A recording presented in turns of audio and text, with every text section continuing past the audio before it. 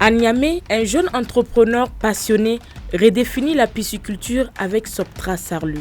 Spécialisé dans l'élevage, la transformation et la commercialisation de poissons tels que la carpe et les silures, cette entreprise s'impose comme un acteur clé de l'alimentation durable. Mais Soptra Sarlu, ce n'est pas seulement de la production. L'entreprise s'investit également dans la formation et la fabrication de bassins piscicoles équipés d'un système d'oxygénation permettant aux pisciculteurs d'optimiser leur rendement. Avec un engagement pour une alimentation de qualité et accessible à tous, Soptra Sarlu se positionne comme un pilier du développement aquacole au Niger.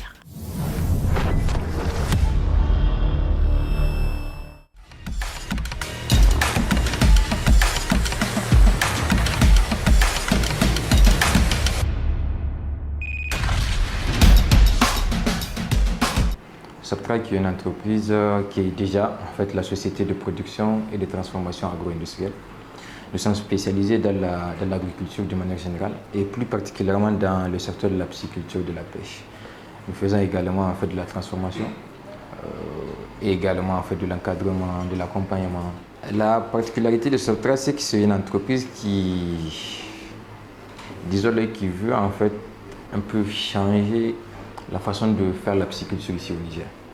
On a l'habitude de voir par le passé, en tout cas, des grandes étendues, des bassins pour faire de la pisciculture.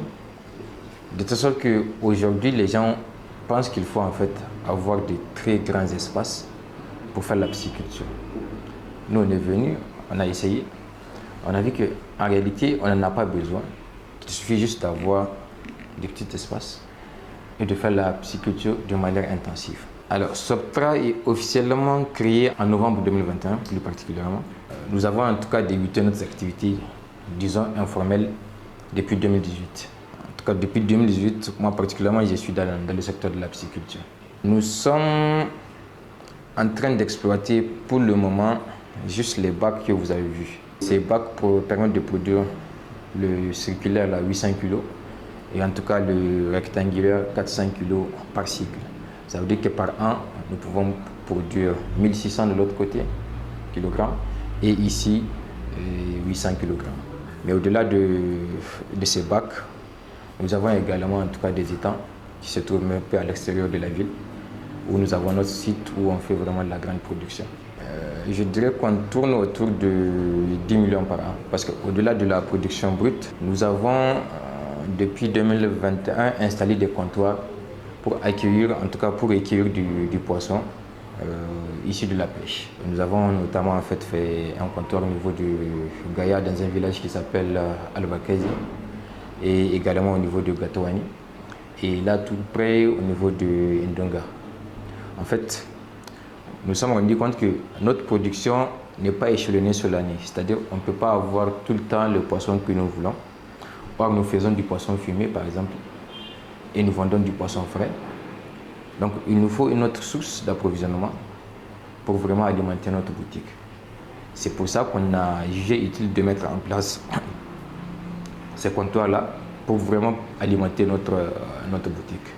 Mais aujourd'hui, les comptoirs qui sont un peu vers Gaïa, en fait, ne fonctionnent plus du fait vraiment de la situation sécuritaire qui règne dans cette zone-là.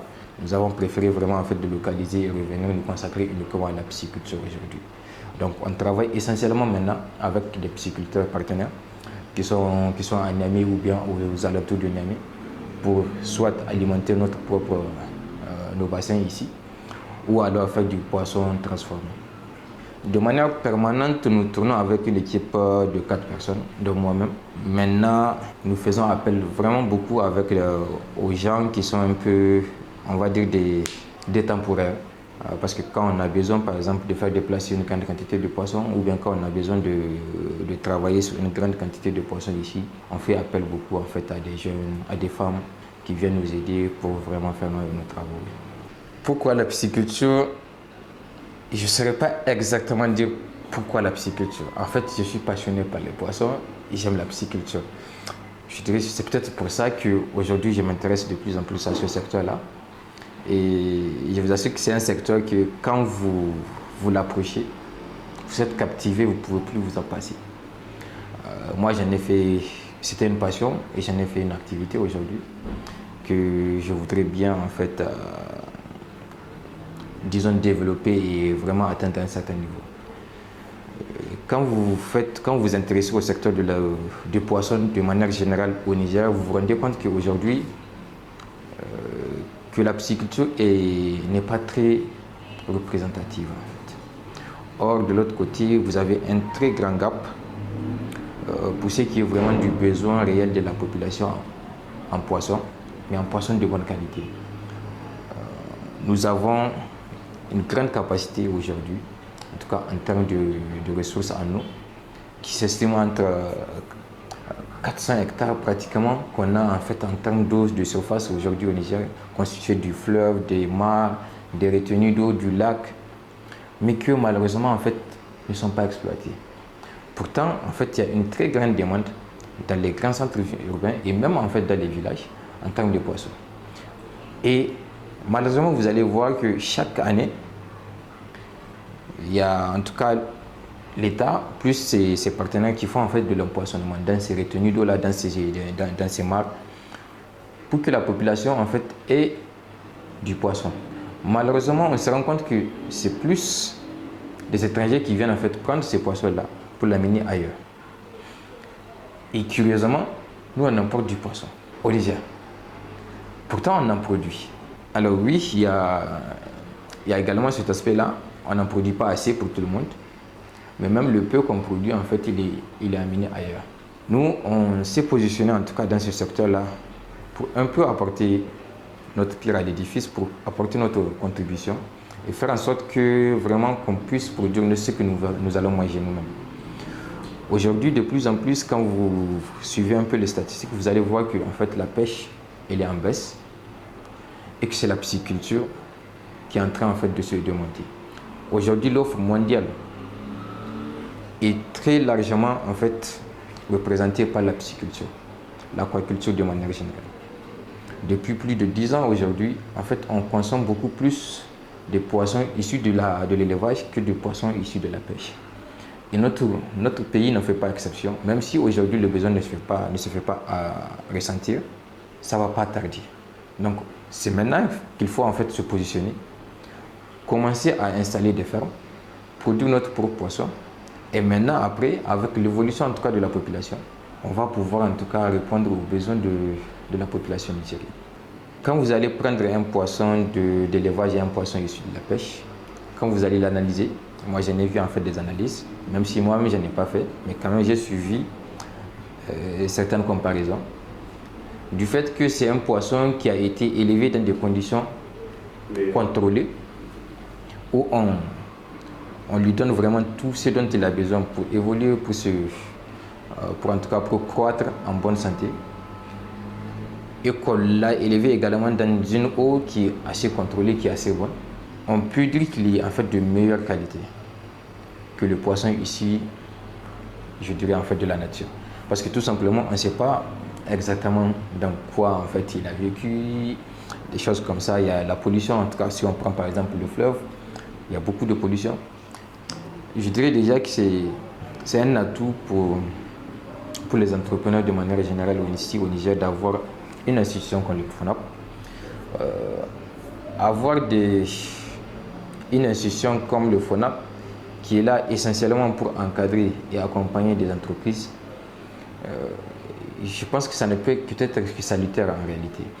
Même si aujourd'hui, moi personnellement, je ne bénéficie pas de l'accompagnement du FONAP, mais j'ai déjà en fait approché cette institution-là parce qu'aujourd'hui, je veux, disons, atteindre un certain niveau et je sais que je ne peux pas le faire seul.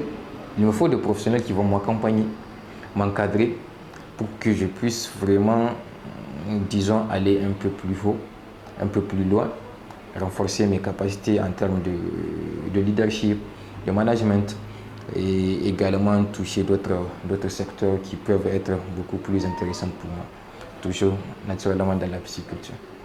Je pense que l'institution du FONAP fait un excellent travail déjà avec les autres entreprises qui sont déjà existantes et que je pense qu'ils ont beaucoup de choses à faire pour changer carrément le visage de l'entrepreneuriat ici au Niger. D'ici les années à venir, c'est devenir pratiquement l'une des entreprises leaders du secteur de la pisciculture ici au Nigeria, notamment en installant beaucoup de fermes, parce qu'on ne vise pas uniquement Niamey, on veut que la pisciculture soit représentative partout au Niger. Déjà, on a pas mal de pisciculteurs qui sont dans les régions, y compris Agadez, où on fait vraiment de la pisciculture. Ça veut dire que oui, c'est possible de le faire. On n'est pas obligé, par exemple, d'être à côté d'une source d'eau.